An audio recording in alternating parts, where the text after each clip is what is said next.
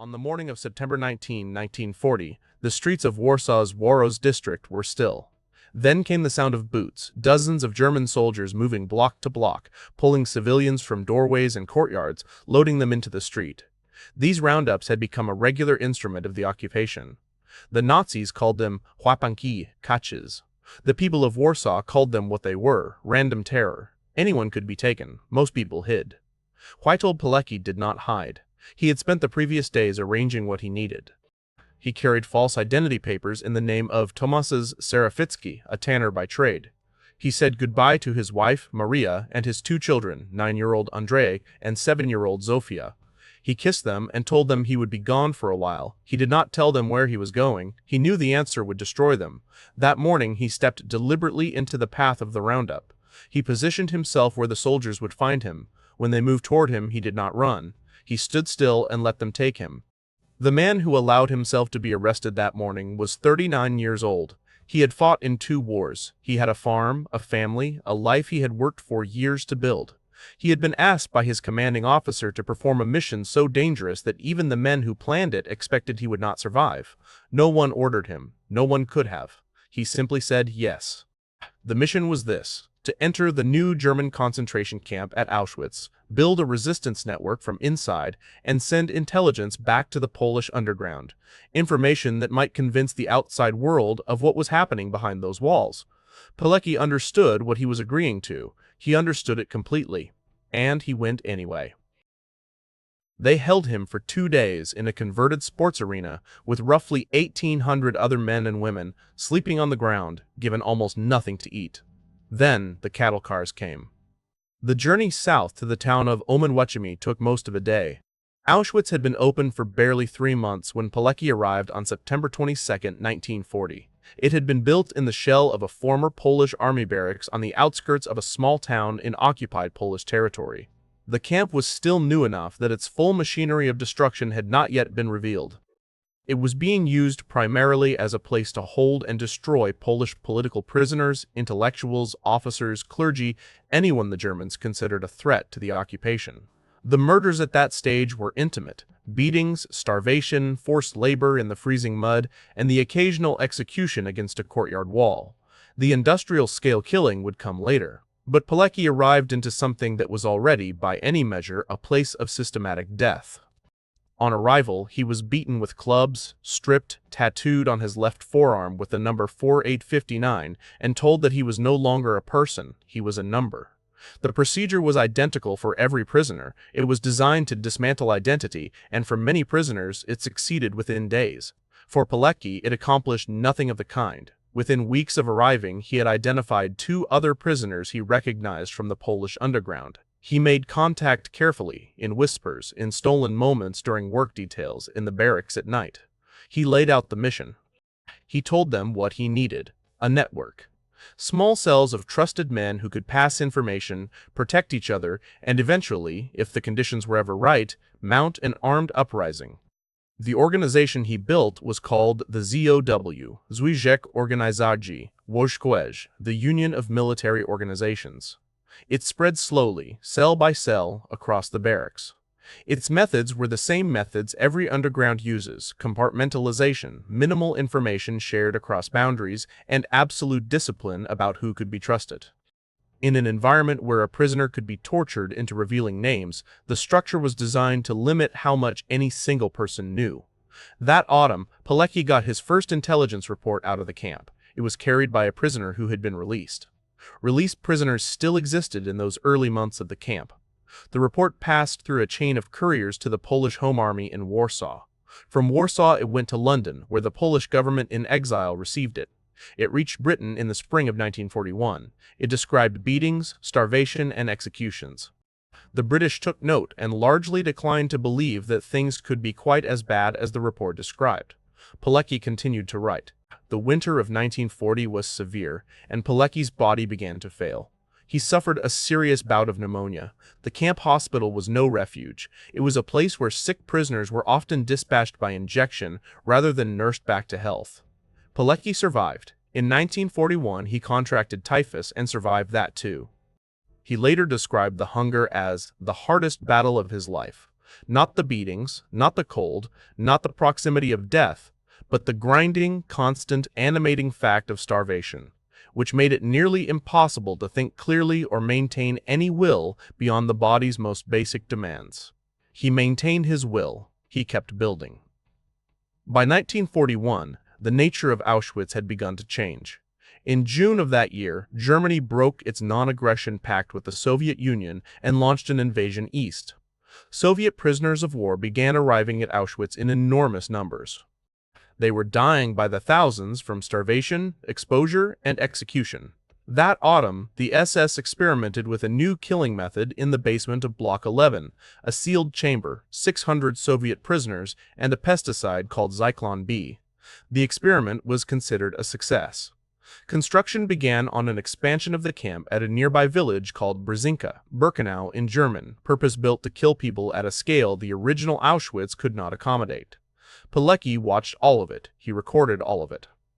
His ZOW couriers continued smuggling reports out of the camp, and the reports grew grimmer with each dispatch. He described the gas chambers. He described the crematoria. He wrote that the installations at Birkenau were capable of incinerating thousands of bodies a day. He wrote about the mass arrival and immediate killing of Jewish prisoners transported from across occupied Europe. In 1942, ZOW members assembled a radio transmitter from parts smuggled into the camp piece by piece, hidden in food parcels and the clothing of sympathetic civilian workers. They built it inside the camp and broadcast from it. The broadcasts continued for months before the risk of discovery became too great and they dismantled the equipment. But the information was out. The reports were reaching London. The reports were reaching the Allies. The Allies received them and largely did not act. There were debates in London and Washington about the feasibility of bombing the rail lines to Auschwitz, or the camp itself, or the crematoria. These debates were slow and inconclusive and ultimately produced nothing. The machinery kept running. Pilecki kept writing. He held on to the belief, he had to hold on to it, that sooner or later the right people would receive the right report and something would be done. Something was never done. The trains continued to arrive. By 1942, the ZOW had grown into something remarkable. Hundreds of prisoners were part of the network, organized in cells across multiple barracks and work commandos. The organization operated a system for distributing extra food to the sick, for passing morale, sustaining news from outside the camp, for protecting vulnerable prisoners from the worst work assignments, and for training men in the event of an armed uprising. Pilecki had not abandoned the uprising idea. He nursed it carefully, believing that if Allied forces ever approached close enough that an assault from outside and an armed rising from inside could be coordinated, it might work. He sent proposals through his courier network to the Home Army in Warsaw. The Home Army leadership examined the proposals and declined. The camp was too fortified, the SS garrison was too large, the risk of mass reprisals against prisoners was too great. The plan was rejected. Pilecki accepted the rejection and kept working. The pressure inside the camp was increasing. By early 1943, the German security apparatus had identified the existence of an underground network at Auschwitz. They did not yet know who led it, but they were closing in. ZOW members were being arrested, interrogated, and shot. The names they gave under torture sent the Germans deeper into the network. Each week, familiar faces disappeared from the barracks. Pilecki assessed the situation with the same cold clarity that had carried him through 2.5 years. He had been in the camp since September 1940. He was the founder and organizer of the network. He knew more about its structure, its members, and its methods than anyone alive. If he was captured and subjected to what the SS did to suspected resistance members, the damage would be catastrophic. He could produce more value to the cause outside the camp than inside it. The time had come to get out. He arranged a work assignment at the camp's bakery, located in a building outside the main fence perimeter, about 2 kilometers from Auschwitz. He spent months working there, learning the guards' routines, examining every door and lock, noting every alarm line and telephone wire. The date they chose was the night of Easter Sunday, April 26, 1943. The plan had 3 men, Pilecki and 2 fellow ZOW members, Jan Redzej and Edward Ciesielski. They had obtained a duplicate key to the bakery's front entrance over the preceding weeks. That evening, as their shift reached its quiet hours, the 3 men moved. They cut the telephone wires that connected the bakery to the camp's alarm network. They overpowered the single guard on night duty. They unlocked the front door and walked out into the darkness of the Polish countryside. The manhunt that followed was large. German soldiers and police spread across the region. Pilecki and his two companions moved on foot through the dark, navigating by the stars, keeping off roads, covering roughly 100 kilometers over the next several days before they reached partisan contacts who could shelter them. Pilecki was free. He had spent 900 days inside Auschwitz. He made his way to the nearest home army contact and delivered an oral report before the written one was even complete. He had been inside the most precisely documented killing operation in human history, and he had brought a witness's account of it across those fences and into the world. He sat down and wrote. What he produced eventually ran to over 100 pages. It described the gas chambers by name. It described the crematoria's daily capacity. It described the selection process on the platform at Birkenau, where SS doctors separated new arrivals into those who would be killed immediately and those who would be worked to death more slowly. It described everything, in sequence, in the dry and specific language of a military intelligence report. He then formally proposed, again, to the Home Army Command that Auschwitz be liberated by force. The Home Army said no again. The Allies, when the report was forwarded to them, did not bomb the rail lines. Pilecki did not stop. In the months after his escape, he continued his underground work, moving through occupied Warsaw under false papers, organizing, reporting, and waiting for the moment when the war's momentum might shift in Poland's favor. That moment seemed to arrive in August 1944, when the Polish Home Army launched the Warsaw Uprising, the largest armed resistance operation mounted by any underground movement in occupied Europe during the entire war. 250,000 Polish fighters and civilians rose against the German occupation simultaneously across the city. They believed the Soviet armies massing on the eastern bank of the Vistula would cross the river and support them. The Soviets did not cross the river. They halted their advance and waited. The Warsaw Uprising lasted 63 days. By the time it ended in early October, roughly 200,000 people were dead, most of them civilians. 80% of the city had been systematically destroyed by the Germans in reprisal.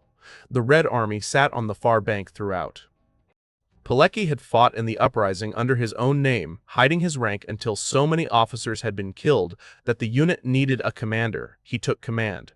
When the uprising collapsed, he surrendered and was taken as a prisoner of war to Oflag 7A at Murnau in Bavaria, a camp for Polish officers. He spent the remainder of the war there.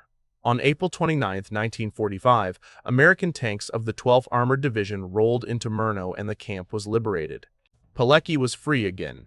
The war was over. He was 44 years old, physically weathered by Auschwitz and the uprising, but alive, and the country that had imprisoned and tortured him was destroyed. Except the country that had replaced it was not the one he had been fighting for. Poland had been promised free elections at Yalta. The Red Army was still there. The Soviets had installed a communist provisional government in Warsaw before the war even ended. The government in exile in London, the government Pilecki had served throughout the war, had been marginalized in a few months of geopolitical maneuvering. The men who had fought under the Home Army banner, who had organized resistance networks, who had organized uprisings and gathered intelligence at the cost of years of their lives, were now being classified as criminals and enemies of the state by the new regime. Pilecki joined the Polish Second Corps in Italy in the summer of 1945, under General Władysław Anders. He compiled his full Auschwitz report there, a document he completed knowing that it might be the last testimony he would ever produce. He had been a soldier for 25 years, and he was not naive about what came next. In October 1945, he accepted an undercover assignment. He was to return to Poland and report back to the government in exile on conditions inside the country under Soviet occupation. On December 8, 1945, he crossed back into Poland. He spent the following months moving around Warsaw, working a series of cover jobs, jewelry salesman, label painter, warehouse night manager, and building an intelligence network among veterans of the Home Army and the anti-communist underground. The information he gathered was passed to couriers heading west. By July 1946, the Ministry of Public Security had identified him. He was ordered to leave Poland immediately. His commanders made the order explicit. Leave now. He declined. His wife and children were in Warsaw. The men he worked with were in Warsaw. The country he had spent his life fighting for was in Warsaw. He was not going to leave it again. He kept working. On the morning of May 8, 1947, agents of the Polish Ministry of Public Security arrested Witold Pilecki at a safe house in Warsaw. The interrogations that followed lasted for months. The communist security apparatus was thorough. The aim was to extract a signed confession that could be read aloud in court, and to extract the names of his associates in the anti-communist underground. Pilecki refused to give names. The methods used to persuade him were not subtle. He later told his wife, through a prison visit, "I cannot live, they killed me." Because compared to them, Olszewicz was just a trifle. He had survived Auschwitz. He said the communist interrogators were worse. He did not give the names. The trial of Witold Pilecki and 7 co-defendants opened on March 3, 1948, at the Warsaw District Court. The charges against him included carrying illegal weapons, illegal border crossing, use of forged documents, espionage for foreign powers, and planning the assassination of officials of the Ministry of Public Security. The last charge was fabricated. The espionage charges were the regime's legal description of his intelligence work for the government in exile. Among those who testified against Pilecki at the trial was a man named Józef Cyrankiewicz, by then the Communist Prime Minister of Poland. Cyrankiewicz was himself an Auschwitz survivor. His survival had been aided, in part, by the underground network that Pilecki had built.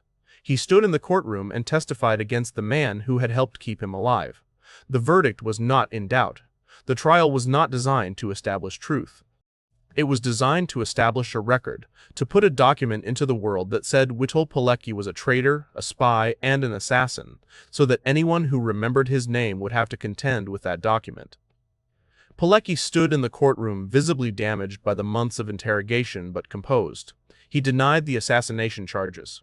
He admitted to passing intelligence to his legitimate military superiors. He did not beg. He did not implicate his associates. He took what came with the same bearing he had brought to everything else. The military tribunal sentenced him to death on May 15, 1948. An appeal for clemency was sent to President Bolesław Bierut. Bierut declined to exercise clemency. Appeals were sent elsewhere in the government. Nothing moved. The sentence was confirmed. The execution was carried out at 9:30 in the evening on May 25, 1948, in the basement of Mokotów prison in Warsaw.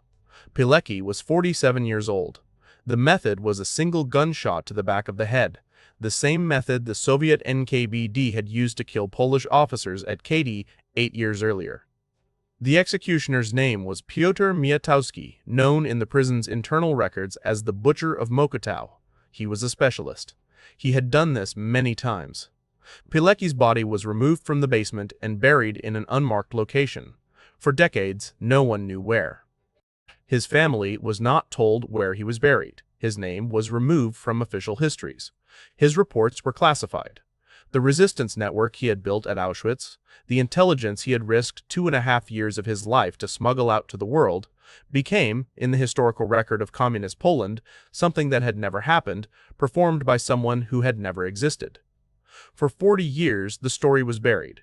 It was only after the fall of communism in 1989 that the full account began to surface. In September 1990, the Polish Supreme Court reviewed the 1948 verdict and acquitted Pilecki of all charges. In 1995, he was awarded the Order of Polonia Restituta. In 2006, he received the Order of the White Eagle, Poland's highest state decoration. Historians began to reconstruct the full timeline of his life, piecing together the ZOW's operations, the intelligence reports, the escape, the Warsaw Uprising, the return to Poland in 1945, and the trial. His grave has never been found. Researchers from Poland's Institute of National Remembrance have conducted excavations at multiple sites in Warsaw, including a section of Powicki Military Cemetery, looking for remains that might be his. As of this writing, they have not found him. The reports Pilecki smuggled out of Auschwitz between 1940 and 1943 were the first comprehensive eyewitness accounts of the Holocaust to reach the Western Allies. The first dispatches arrived in London via the Polish government in exile in the spring of 1941. They described beatings, starvation, and execution by firing squad. They described the conditions with enough precision, specific block numbers, specific guards methods, specific numbers of dead per week, that they could not have been fabricated by someone outside the camp. The Allied response was to note the reports and continue with existing policy. The specific, documented account of a Polish underground officer operating inside the camp was not enough to change the calculus in London or Washington. After Pilecki escaped in April 1943, he compiled his experiences into a full document that eventually ran to over 100 pages. It described the gas chambers and the crematoria in technical terms. It described the selection process at the arrival platform, the word used by the SS for the procedure in which arriving prisoners were sorted on the spot into those who would live for a while and those who would be killed within hours. It stated that the crematoria at Birkenau were capable of cremating 8,000 bodies daily. It included the passage describing how the Soviet prisoners who had been packed into the gas chamber in the basement of Block 11 in 1941 were so tightly compressed that they could not fall down when they died. The report was read by senior Allied officials. It was passed through intelligence channels, it was summarized for decision-makers, and the rail lines to Auschwitz were not bombed. The crematoria were not bombed. The camp continued operating until January 27, 1945, when Soviet forces liberated what remained of it. The number of people killed at Auschwitz is estimated at between 1.1 and 1.5 million. 90% of them were Jewish. What Pilecki's reports might have changed had they been acted upon is a question that cannot be answered. What they did was prove that someone inside the worst place in the world chose to be there, chose to watch, chose to record, and chose to try to make the world understand. He had no guarantee that it would matter. He had only the conviction that it was the right thing to do. He seems never to have doubted that conviction. Not in the camp, not in the bakery at midnight with the wire cutters in his hand, not in the Warsaw Uprising, not in the interrogation cells of Mokotów, not in the interrogation cells of Mokotów, not at the end. In his last letter to his children, written before the sentence was carried out, Pilecki told them to live with dignity and to love Poland. He told them he had done what he believed he had to do. His daughter Zofia survived him by decades. She worked for years to have her father's name restored in Polish history, to have his reports published and translated, to make sure the record was complete. She succeeded. The record is complete. The man who made it is buried somewhere beneath the city he gave his life for, in a grave that no one has found.